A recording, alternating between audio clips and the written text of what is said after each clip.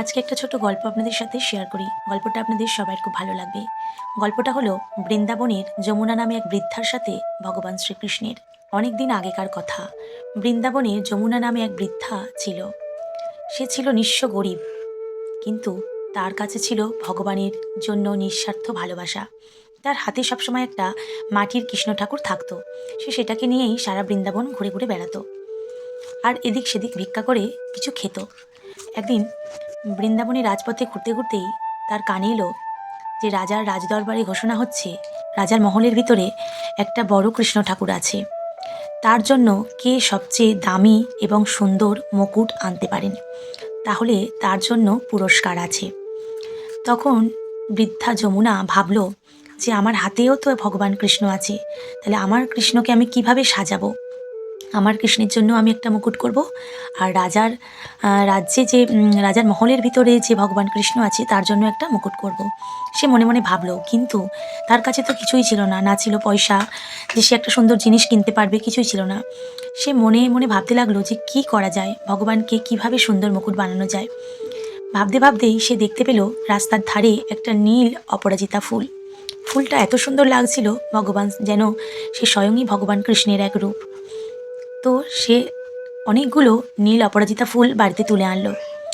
তারপরে সে সুতো খুঁজতে লাগলো, যে সুতো দিয়ে সে ছোট্ট সুন্দর করে মুকুট গাঁথবে। কিন্তু তার কাছে তো সুতো ছিল না, সুতো কেনার পয়সাও ছিল না। সে তার শাড়ি ছিঁড়ে শাড়ির পাড় থেকে কয়েকটা সুতো বার করে সে ভগবানের জন্য সুন্দর একটা মুকুট বানালো।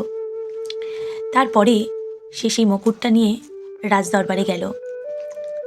রাজদরবারে গিয়ে দেখলো সবাই সোনার মুকুট এনেছে, কেউ হীরের মুকুট এনেছে, কত সুন্দর সুন্দর দামি মুকুট এনেছে। সে যখন ফুলের মুকুটটা পুরোহিতকে দিতে গেল, পুরোহিত তাকে জোরে ধমকিয়ে বলল, এত ভালো ভালো মুকুট ছেড়ে তুমি শেষকালে ফুলের মুকুট এনেছো, সেটা আমি ভগবানকে আবার পরাবো? যাও, বেরিয়ে যাও আমার রাজ্য থেকে। তখন বৃদ্ধা কাঁদে কাঁদে এক কোণে দাঁড়িয়ে রইল। তারপরে সবাই একে একে তাদের দামি মুকুট ভগবান কৃষ্ণের মাথায় পরাতে লাগলো। তখনই এক অদ্ভুত কাণ্ড ঘটল। ভগবান কৃষ্ণের ঘাড় একদিকে বেঁকে গেল। পুরোহিত এই দৃশ্য দেখে সঙ্গে সঙ্গেই সে ভাবলো এটা একটা অশুভ লক্ষণ। সে সঙ্গে সঙ্গেই ধ্যানে বসলো।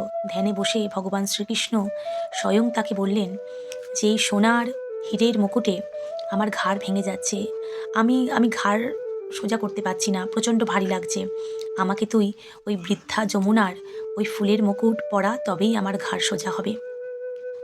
তখনই পুরোহিত তাকে সসম্মানে তার সেই ফুলের মুকুট এনে ভগবান শ্রীকৃষ্ণের মাথায় পরাতেই ভগবান কৃষ্ণের মুখে এক সুন্দর হাসি ফুটল, এবং তার ঘাড় যে নিচু হয়ে গিয়েছিল সেই ঘাড়টা সোজা হয়ে গেল। সুতরাং এতেই বোঝা যায়, বা এটা থেকেই জানা যায় যে ভগবান দামি জিনিস চায় না, সে চায় তার জন্য ভক্তের নিঃস্বার্থ ভালোবাসা।